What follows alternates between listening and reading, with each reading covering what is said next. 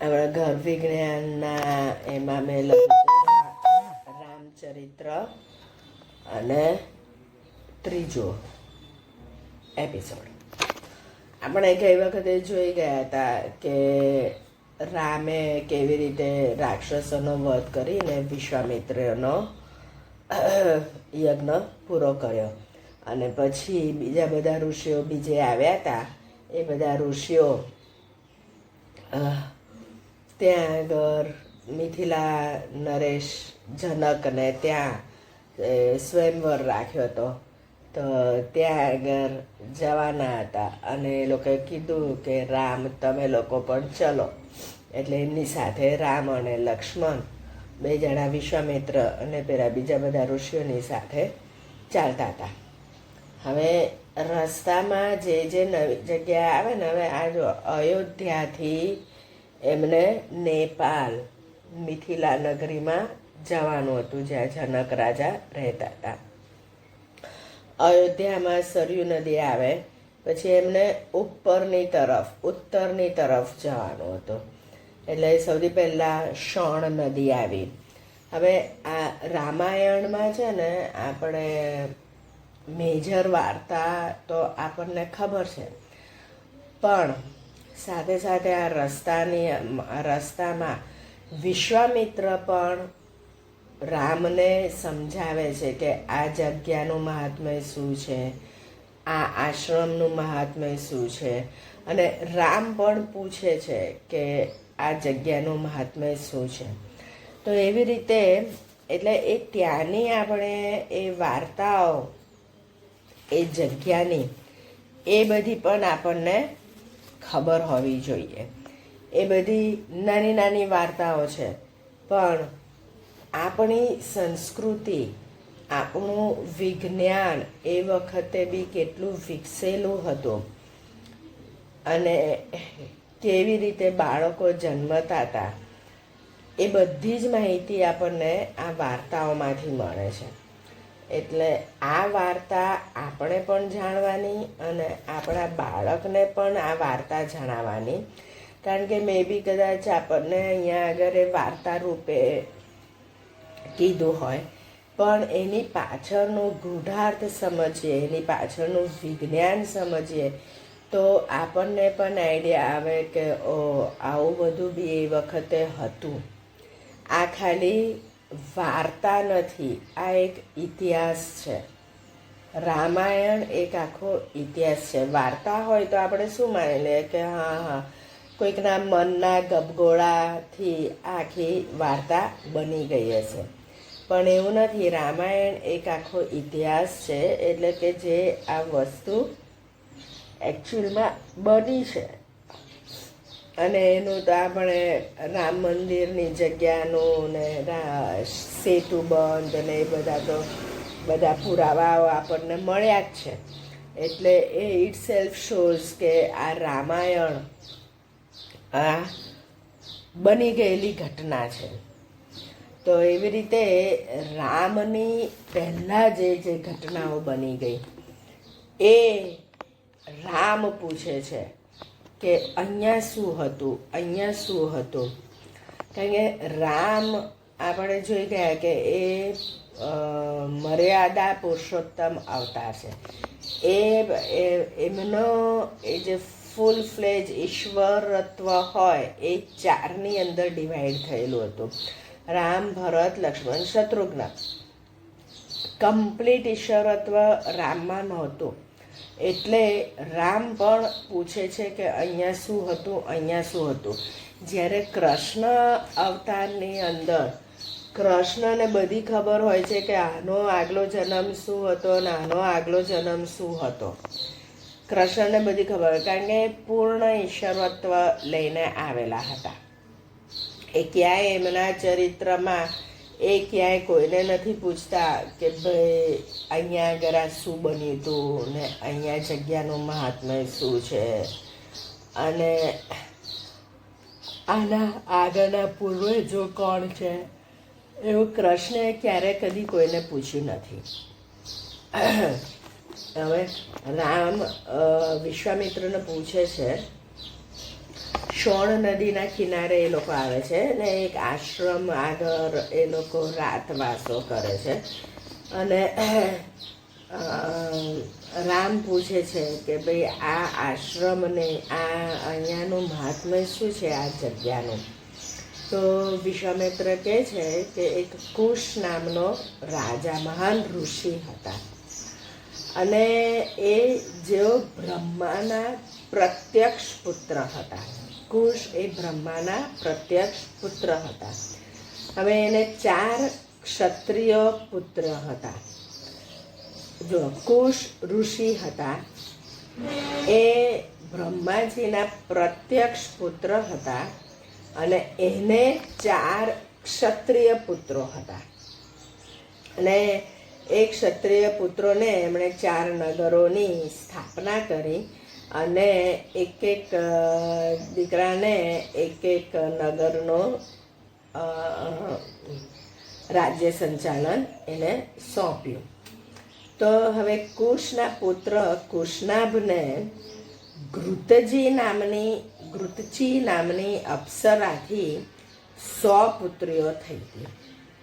હવે જો આ વાર્તા છે આવી રીતે કીધેલી છે, પણ મે બી આના પાછળનું હિડન સાયન્સ આપણને અત્યારે ખબર નથી, પણ એ વખતે હોય બી ખરા કે એક અપ્સરાથી 100 પુત્રીઓ થાય. જેવી રીતે ગાંધારીને 100 કૌરવો થયા હતા, એવી રીતે આ પણ એને 100 પુત્રીઓ થઈ હતી અને બધી બહુ જ સુંદર હતી. હવે એમાંથી એકવાર એ બધી પુત્રીઓ એક તળાવમાં નાહવા જાય છે અને ત્યાં આગળ આ વાયુદેવ ત્યાંથી પસાર થાય છે અને આ કન્યાઓને જોઈને મોહી પડે છે અને એ કન્યાઓને કહે છે કે તમે મારી પત્ની બની જાઓ. તો પણ એ કન્યા કહે છે કે ના, અમે તો અમારી રીતે અમારો પતિ શોધવાનો અમને કોઈ હક નથી. અમારા પિતાની પસંદગી અનુસાર જ અમે પરણીશું. એટલે એમણે સારી રીતે ના પાડી. પણ આ વાયુદેવને આવી વર્તણૂકથી એમને બહુ ગુસ્સો આવ્યો અને એમણે બધી પુત્રીઓને કુરૂપી બનાવી દીધી. હવે આ વાર્તા છે કે બધી પુત્રીઓને કુરૂપી બનાવી દીધી. હવે એક જ ઝાટકામાં કુરૂપી બનાવી દીધી. હવે એ વખતે હવે મે બી અત્યારે આ શું કહેવા માંગે છે એ રીતે એકચ્યુઅલમાં કુરૂપી બનાવી દીધી હશે કે એની પાછળનો કોઈ ગૂઢાર્થ કંઈ મિનિંગ હશે કે એને એવું કહેતા હશે કે આ કુરૂપી બની ગઈ. પણ એવી થયેલી પછી બધી એમના ઘરે ગઈ તો એ રાજા કુશનાભે એમને પૂછ્યું કે કેમ તમે બધા આવા થઈ ગયા? એટલે એ દીકરીઓએ કીધું કે આવી રીતે બન્યું અને વાયુદેવને અમે ના પાડી કે અમે અમારા પિતાના કહેવા પ્રમાણે જ પરણીશું, કે અમે તમને શાપ આપવો હોય તો અમે આપી શક્યા હોત, પણ અમને તમને તમારો સંચિત પુણ્ય તપના લીધેનો એ સંચિત પુણ્યનો ક્ષય કરવાની અમને ઈચ્છા નથી. એટલે આવું કહીને એમણે એમના પિતાને કીધું કે અમે એમને શાપ આપ્યો નહીં. હવે પિતા પણ ખુશ થઈ ગયા કે સારું કર્યું તમે આ રીતના વિચાર્યું એમ. અને એમણે પિતાએ બી કૃષ્ણાભે બી શાપ આપવાનું ટાળ્યું. અને એ રીતે હવે આ પુત્રીઓને કેવી રીતે પરણાવવા, ક્યાં આગળ પરણાવવા એનો વિચાર કરવા માંડ્યા. તો એ વખતે છે ને એક ચૂલી નામના એક મહાન બ્રહ્મચારી કઠોર તપ કરતા હતા અને એક અવિવાહિત ગંધર્વ કન્યા દાસી રૂપે એમની સેવા કરતી હતી. પછી છેવટે નિસ્વાર્થ સેવાથી ચૂલી રાજી થયા અને એમને વરદાન માંગવાનું કીધું.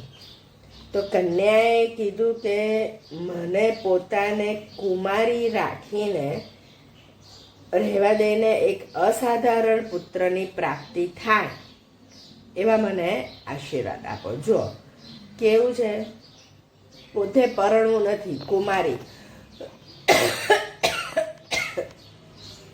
હવે કુમારી રહીને એને પુત્ર જોઈએ છે, અને જે ઋષિની સેવા કરતી હતી એ ઋષિને જ કહે છે કે મને એક અસાધારણ પુત્રની પ્રાપ્તિ થાય. હવે ચૂલીએ પછી સંમતિ આપી અને એને એ રીતે એક મહાન તપોબળ ધરાવતો બ્રહ્મદત્ત નામનો પુત્ર, માનસ પુત્ર પ્રગટ થયો. હા, આપણે મહાભારતમાં બી જોઈએ તો કુંતીએ પણ એક દેવનું આવાહન કરીને, સૂર્યદેવનું આવાહન કરીને એની પાસે વરદાન હતું કે આ દેવોને તું બોલાવે અને તને જે કામ કરાવવું હોય તો એ દેવો કરી આપશે. એટલે એણે ટ્રાયલ માટે ખાલી પહેલાં સૂર્યદેવને બોલાયા અને સૂર્યદેવને કીધું કે મને એક પુત્ર આપો. હવે આ કુંતી તો લગભગ 11 વર્ષના હતા અને એમણે તો મસ્તીમાં જ એમને આપેલું વરદાનનું ટેસ્ટિંગ કરવા માટે જ આવું કર્યું.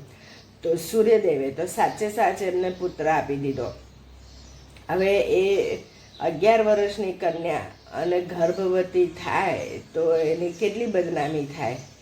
એટલે એ પછી કુંતી શું કરે છે કે લોકોને બહુ ખબર પડે ને એની પહેલાં એને જે બાળક જન્મે છે ને એને તરતો મૂકી દે છે એક છાબડીમાં. એ જે બાળક જન્મે છે એ કર્ણ. હવે આવી રીતે માનસ પુત્ર, અહીંયા આગળ બી આ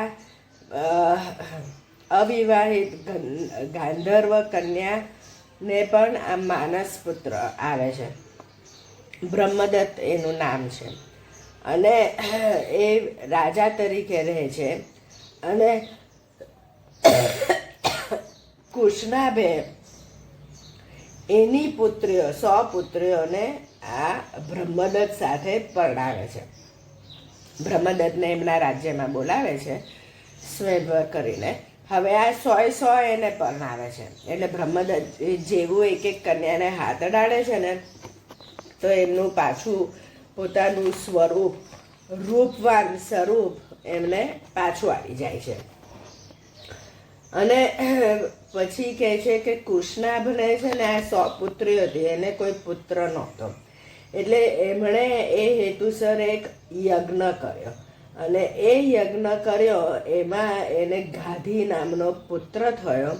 અને એ ગાધી નામનો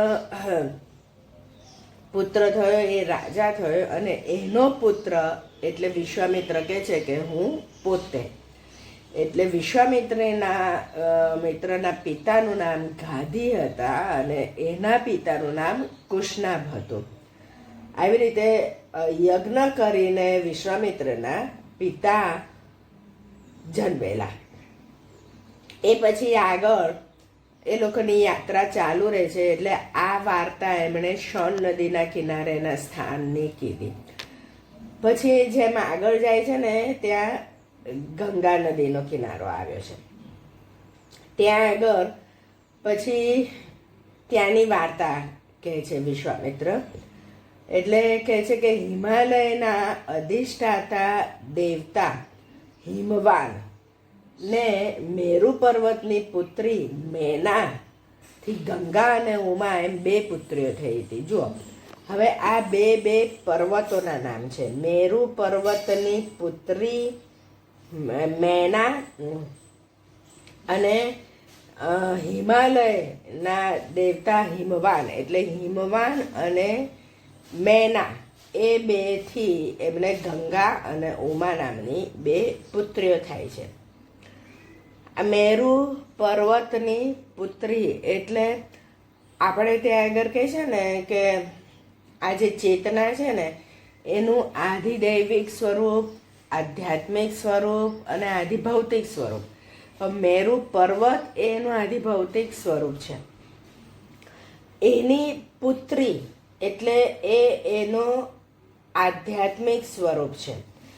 એ મેરુ પર્વતના આધ્યાત્મિક સ્વરૂપને એક પુત્રી હોય છે મેના.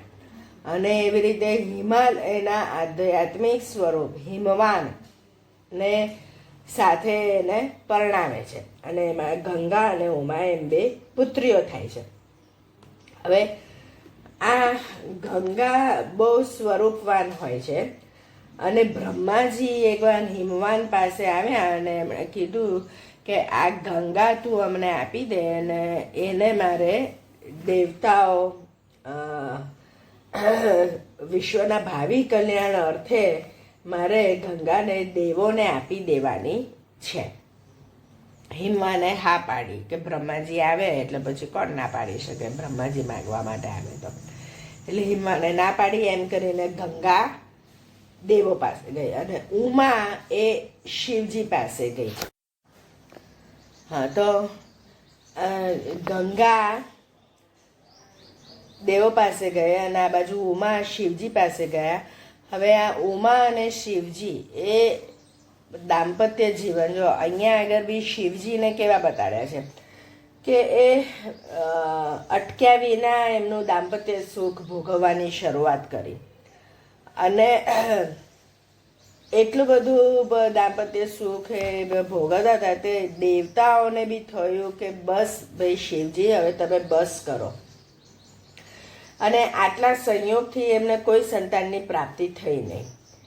પછી એટલે દેવોએ શિવજીને રિક્વેસ્ટ કરી કે બસ હવે તમારી આ જાતીય પ્રવૃત્તિને હવે બંધ કરો, કારણ કે તમારા આનાથી જે કોઈ સંતાન ઉત્પન્ન થશે ને એ પૃથ્વી સહન નહીં કરી શકે, એ અતિશક્તિશાળી થશે.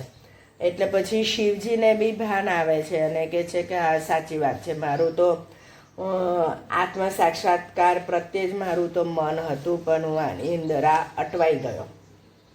એમ કરીને કે પછી શિવજી કહે છે પણ હવે મારું વીર્ય નીકળ્યું છે હૃદયમાંથી, સ્થાનચ્યુત થઈ ગયેલું હોવાથી તેને કોઈ ઠેકાણે ધારણ કરાવવું પડશે.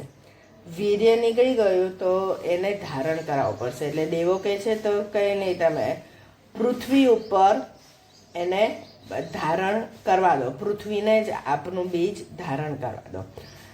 તો પૃથ્વી ઉપર આટલું શક્તિશાળી વીર્યને મુક્ત કર્યું અને દેવોને થયું કે આ તો આટલું બધું શક્તિશાળી વીર્ય છે તો બાપરે બાપ પૃથ્વીના કકડા થઈ જશે. એટલે એમણે અગ્નિ અને વાયુને કીધું કે તમે આ વીર્યને તમે સંભાળી લો. એટલે વાયુએ આ પૃથ્વી પરથી બધું વીર્ય ઉડાડ્યું અને અગ્નિએ ભસ્મીભૂત કર્યું. હવે જ્યાં જ્યાં આ વીર્ય પડ્યું ને ત્યાં આગળ એ શ્વેત પર્વતમાં ફેરવાઈ ગયો અને અમુક ભાગ ચમકતા શ્વેત નેતરની ગીચ જાળીમાં ફેરવાઈ ગયો અને અમુક વીર્ય અગ્નિએ એની પોતાની પાસે બચાવેલું રાખ્યું, સાચવીને રાખ્યું. પછી આ પૃથ્વીને તો હવે બચાવી દીધી, પરંતુ ઉમાનો આ જાતીય આનંદ બંધ થઈ ગયો. એટલે ઉમાએ દેવોને શ્રાપ આપ્યો કે તમે બધી પત્નીઓ, તમારી બધી પત્નીઓ વંધ્યા થઈ જશે અને તમને કોઈ સંતાન નહીં થાય. હવે આ શ્રાપ ઉમાએ આપી દીધો અને કે પૃથ્વીને પણ આપ્યો, કારણ કે પૃથ્વી ઉપર બી વીર્ય પાડ્યું હતું. એટલે પૃથ્વીને પણ કીધું કે અમુક પૃષ્ઠભાગ એનો ઊંચો નીચો થઈ જાય અને એની ઉપર અનેક રાજાઓ શાસન કરશે. એમ કરીને આવી રીતે ઉમાએ તો શ્રાપ આપી દીધો અને પછી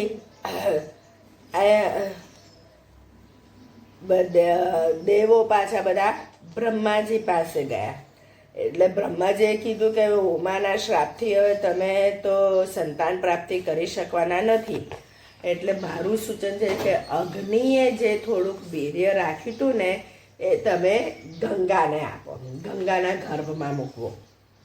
અને ગંગાના ગર્ભમાં મૂક્યું તો આ વીર્ય એટલું બધું શક્તિશાળી હતું કે ગંગા પણ સહન ના કરી શકે. અને ગંગાએ બી કીધું કે આ મારાથી સહન નથી થતું, મારે પણ એને ત્યાગ કરવાનું સૂચન કર્યું. એટલે ઋષિઓએ કીધું કે હિમાલયના અમુક સ્થળ પર આ વીર્યને ત્યાગ કરો. તો ત્યાં આગળ શ્વેત પર્વતની ઉપર શ્વેત નેત્રની ઝાડીમાં પડ્યું કે જે એના વીર્યથી જ બનેલું હતું. ત્યાં આગળ એક પડ્યું અને ત્યાં આગળ એક અદ્ભુત બાળકનો જન્મ થયો અને એનું નામ હવે બાળક જન્મ્યો એટલે એને સ્તનપાન કરાવવા માટે કૃતિકા નામની 6 દેવીઓની વ્યવસ્થા કરી અને એટલે એનું નામ પડ્યું કાર્તિકેય. કૃતિકા ઉપરથી કાર્તિકેય. અને એ 6 દેવીઓને સ્તનપાન કરવા માટે એમણે 6 મુખ ધારણ કર્યા. અને એ એટલો બધો શક્તિશાળી હતો કે એક જ દિવસનો હતો ત્યારે દેવોના સેનાપતિ તરીકે એણે અનેક રાક્ષસોનો સંહાર કર્યો, કારણ કે શિવજીનો પુત્ર હતો આવી રીતે એમના વીર્યથી થયેલું, એટલે એ કાર્તિકેય બન્યો. પછી વિશ્વામિત્રે આગળ સગર રાજાની વાર્તા કરી રામને, અને એમણે કીધું કે અયોધ્યામાંથી સગર રાજા અયોધ્યામાંથી રાજ કરતા હતા. એટલે અયોધ્યા નગરીની હિસ્ટ્રી બી આટલા જૂના આટલા વર્ષોની હતી. તો એ સગર રાજા ને એ પુત્ર નહોતો થતો, સંતાન નહોતું થતું, એટલે એમની 2 પત્નીઓ લઈને એ હિમાલયમાં તપ કરવા ગયા.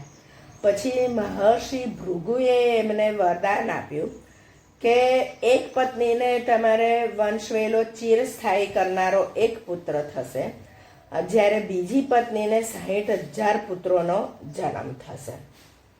એટલે પછી પત્નીઓએ પૂછ્યું કે કોને એક પુત્ર થશે ને કોને 60,000 થશે. એટલે ભૃગુ ઋષિએ કીધું કે એ તમારે નક્કી કરવાનું. તો એમ કરીને મોટી રાણી કોશિનીએ ઇક્ષ્વાકુ વંશ ચિરસ્થાયી કરનાર એક પુત્રનો પસંદ કર્યો, અને બીજી રાણી જે ગરુડની બહેન હતી એ સુમતીએ 60,000 પુત્રોને જન્મ આપ્યો. હવે આ 60,000 હવે અને જે એક પુત્ર થયો ને એનું નામ અસમંજસ હતું. અને પેલા હવે અસમંજસ મોટો થયો ને તો એના 60,000 પુત્રોને તળાવમાં નાખીને ડૂબાડી દેતો હતો. એટલે રાજાને બહુ ખરાબ લાગ્યું, એટલે રાજાએ અસમંજસને દેશવટો આપી દીધો. અને આ 60,000 અને અસમંજસનો પુત્ર હતો અંશુમાન. એ અંશુમાનને સગર રાજાએ રાખ્યો, અસમંજસને એના પોતાના પુત્રને કાઢી મૂક્યો, એના પૌત્ર અંશુમાનને રાખ્યો. અને પછી એમાં એક અશ્વમેઘ યજ્ઞ કર્યો અને અંશુમાનને આખું પૃથ્વી ભ્રમણ કરવા મોકલ્યો.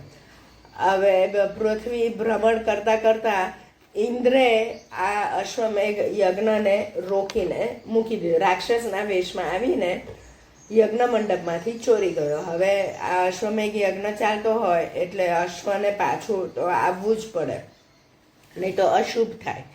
એટલે પછી આ સગર રાજા એમના 60,000 પુત્રોને શોધવા મોકલે છે, એના આ ભત્રીજાને અંશુમાનને શોધવા માટે. તો એ લોકો આખી પૃથ્વી ફરીને આવે છે, પણ એ લોકોને ક્યાંય મળતા નથી. પછી પાછા સગર રાજા કહે છે કે ના, તો પણ તમે એને શોધીને લાવો, પૃથ્વીને ખોદીને લાવો. તે લોકો પૃથ્વીને ખોદવા માંડે છે. એટલે હવે પૃથ્વી એ આપણું આદિભૌતિક સ્વરૂપ પણ છે અને આધ્યાત્મિક પણ સ્વરૂપ છે.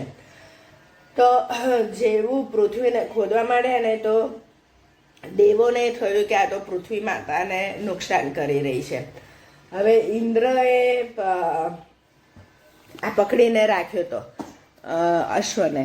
પછી બધા દેવો બ્રહ્માજી પાસે જાય છે, કારણ કે એ વખતે બધું એવું હતું કે બધાનું સોલ્યુશન બધું બ્રહ્માજી કરે. એટલે બ્રહ્માજીએ કીધું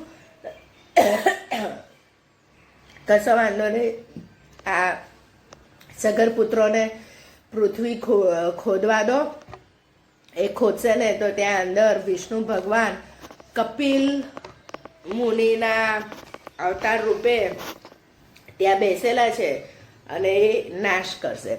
તો આ લોકો ખોદતા ખોદતા છેક રસાતળમાં પહોંચી ગયા અને ત્યાં આગળ આ કપિલ મુનિ બેસેલા હતા.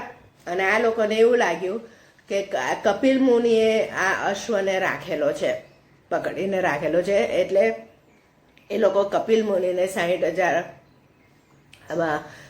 આ પુત્રોએ કપિલ મુનિને ગાળોને બોલવા માંડ્યા. એટલે કપિલ મુનિ કોપાયમાન થયા અને બધા 60,000 પુત્રોને મારી કાઢ્યા. હવે આ 60,000 પુત્રો બી પાછા ના આવ્યા એટલે સગર રાજા પાછા અંશુમાનને મોકલે છે કે જા ભાઈ તું તારા કાકાઓને શોધ્યા. અને અંશુમાન આ રસ્તે રસ્તે જાય છે અને પૃથ્વીના રસાતાળ ત્યાં આગળ છેક સુધી જાય છે. અને પછી ત્યાં આગળ જઈને જુએ છે કે એના કાકાઓની આ બધી રાખ બનેલી હોય છે. એટલે ત્યાં આગળ કપિલ મુનિને કહે છે, એ અશ્વ તો લઈને આવે છે પણ ત્યારે પછી કપિલ મુનિ હોતા નથી, અશ્વ લઈને આવે છે પણ પછી અંશુમાન કહે છે કે મારે આ સગર રાજા પુત્રો 60,000 પુત્રોનો ઉદ્ધાર તો કરવો પડશે. ત્યાં આગળ જલાંજલિ આપવી હોય છે પણ ક્યાંય ત્યાં આગળ જળ મળતું નથી. એટલે એ પાછા આવે છે અને પછી એ કહે છે કે આનો ઉદ્ધાર કરવા માટે તમારે સ્વર્ગથી ગંગાનું જળ લાવવું પડે. એટલે એ કહે છે કે હવે ગંગા સ્વર્ગમાં છે અને એનો વેગ એટલો જો હશે કે કોઈ ઝીલી નહીં શકે. એટલે શિવ કે તમે શિવજીને વિનંતી કરો તો શિવજી ઝીલી શકે. તો એટલે શિવજી કહે છે કે હા હું ઝીલીશ. એટલે પહેલાં સ્વર્ગમાંથી ગંગાનો વેગ આવે છે નીચે એમના શિવજી ઉપર થાય છે પણ પછી ત્યારે છે ને શિવજીને થોડુંક અભિમાન આવે છે અને કહે છે અને એટલે ગંગાને છે ને એમની જટાની અંદર પૂરી દે છે, ધરતી ઉપર આવવા દેતા નથી. તો જટાની અંદર પૂરી દે છે. એટલો બધો વેગ હોય છે ને ગંગાનો. એટલે પછી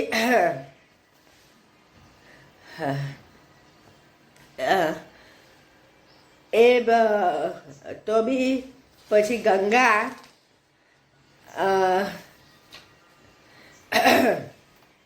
એને એમાંથી જટામાંથી નીકળી જાય છે અને 7 નદીઓમાં વહે છે. અને એક પ્રવાહ આની પાછળ પાછળ જાય છે. એટલે અંશુમાને તો આ યજ્ઞને પૂરો કર્યો તો ઘોડો લઈને આવ્યો હતો પણ પછી આ બાજુ શું થાય છે, અંશુમાનના એક પુત્ર દિલીપ હોય છે રાજા, એ પણ પછી પ્રયત્ન કરે છે આ કરવાનું પણ એને થતું નથી. પછી દિલીપનો પુત્ર ભાગીરથ હોય છે અને એ ભાગીરથ આવી રીતે શિવજીને તપ કરીને આવી રીતે ગંગા પૃથ્વી પર લાવે છે અને એટલે એનું નામ ભાગીરથી પડે છે. અને પછી ભાગીરથ હવે આ ભાગીરથનું રાજ્ય અહીંયા અયોધ્યામાં હતું.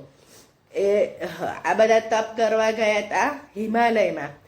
હિમાલયમાં આ ગંગા નીચે આવે છે અને એ ભાગીરથ લઈને જતા જતા છેક અયોધ્યા સુધી એને લઈ જવાની હોય છે.